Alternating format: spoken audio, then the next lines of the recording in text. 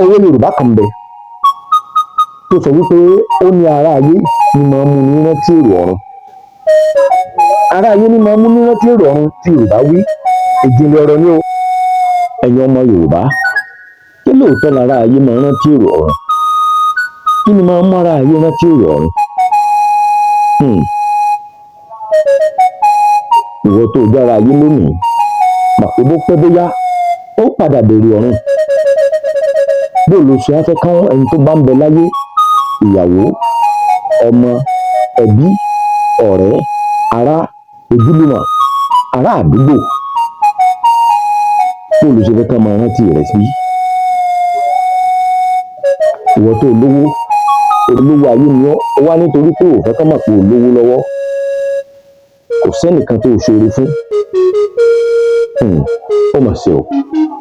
Ọjọ́ ọ̀la rẹ ló ń bàjẹ́ o. Kò sí nǹkan méjì. Ṣùgbọ́n tó o bá lówó lọ́wọ́ àbí tó ń bẹ nípò kan, o fi rántí gbogbo àwọn tó súnmọ́ ọ pátápátá. O fi rántí ìlú tó ti jáde. O lówó lọ́wọ́, owó tó o ní, o fi ṣàánú mẹ̀kúnnù. O lágbára kan ló ní ni. Wọ́n náà fi ṣèrànlọ́wọ́ fún gbogbo ayé. Bó o bá lọ tán, gẹ́gẹ́ bí ohun tá a kọ́kọ́ sọ ṣáájú, wípé orúkọ rere ó sàn ju wúrà àti fàdákà lọ. Tó o bá lọ tán, gbogbo ayé ni ó mọ̀ rántí rẹ̀. Níjọ́ tí bùkátà náà bá dé, tàbí akíkanjú ni ọ́, ó sì sa gbogbo ipá rẹ̀. Tàbí akíkanjú ni ọ́, ó sì sa gbogbo ipá rẹ̀. Wípé kí gbogbo ohun tó ń dààmú ìlú kó kúrò. Ọjọ́ tó o bá lọ tán, tí wàhálà náà bá dé, tá a bá ríru títì ẹ̀ náà tó tó dìde, ará yóò rántí rẹ̀. Àmọ́ o, ìwọ tó o gbẹ́ kànga sílé, Ọlọ́run ti dá ọ lólówó, o wá gbẹ́ kànga nínú ètò ti ṣẹlẹ̀ láyé àtijọ́, tàbí oníbọ̀hò tí ń ṣẹlẹ̀ lọ́wọ́lọ́wọ́, epo ò gbọdọ̀ rìn bẹ́ẹ̀, èèrà ò gbọdọ̀ rìn, tàbí ìwọ tọ́lọ́run ṣí ọ̀ǹda alé fún tó ti ṣe bíi pé mímọ̀ ṣe rẹ ni. Tẹ́nàntì rẹ wá jẹ́ lówó oṣù méjì, ó sì kó gbogbo àgádágodo ayé wá kó lọ lé tẹ́nàntì, ọba ti lé pa. Rántí ọjọ́ kan o, ọjọ́ kan tí tẹ́nàntì tó ti yàrá rẹ̀ tóun náà padà nílé,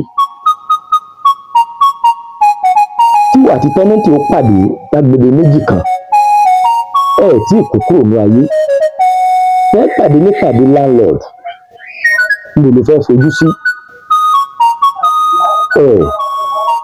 Èmi ń kéré. Wọ́n rántí ọjọ́ tó kúrò ní ilé ayé, tó kúrò ní ilé, ó kúrò ní ayé, ó tún kúrò ní ilé ọ̀hún. Ó lọ padà lọ gbalé ilé ẹlẹ́sẹ̀ mẹ́fà. Ó wà padà lọ gbalé ẹlẹ́sẹ̀ mẹ́fà. Kí ló fẹ́ máa sọ? Tàbá rí irú tẹ́nàntì bẹ́ẹ̀, tóun náà tó di landlord tàbí landlady, tóun náà wá gba ẹnìkan sílé tí ò tí ì rówó ọdún kan san, tí ò sì lé wọn. Ọjọ́ náà tẹ́nàntì bẹ́ẹ̀ tó ti di landlord, tẹ́nàntì ọjọ́ sí yóò padà rántí ẹ o. Ará ayé ni máa ń mú ni rántí èrò ọ̀run. Yóò rántí rẹ náà. Ìgbà náà yóò sọ pé mo ní landlord, mo ní náà ní landlord kan. Landlord mo jẹ́ lówó oṣù méjì, ṣùgbọ́n ó fi tipátipá lé mi bọ́ta, ṣùgbọ́n alẹ́ mi bá rí lọ́lọ́run ọba aláwùrà mi. Níbi èyí, ìwà tó dá ilé ayé, ṣe ohun tó dáa, gbé ìgbésẹ̀ tó dáa. Àtúpalẹ̀ òwe yìí ó ń sọ fún wa wípé ẹja ṣoore, àtẹni tó ṣe dáadáa, àtẹni tó ṣaburú, kò sẹ́ni tára yóò ní rántí ẹ̀. Ṣùgbọ́n ìbá dáa tí wọ́n bá lè rántí wa sí dáadáa ló pé ìkà ọ̀sán. Èrè o.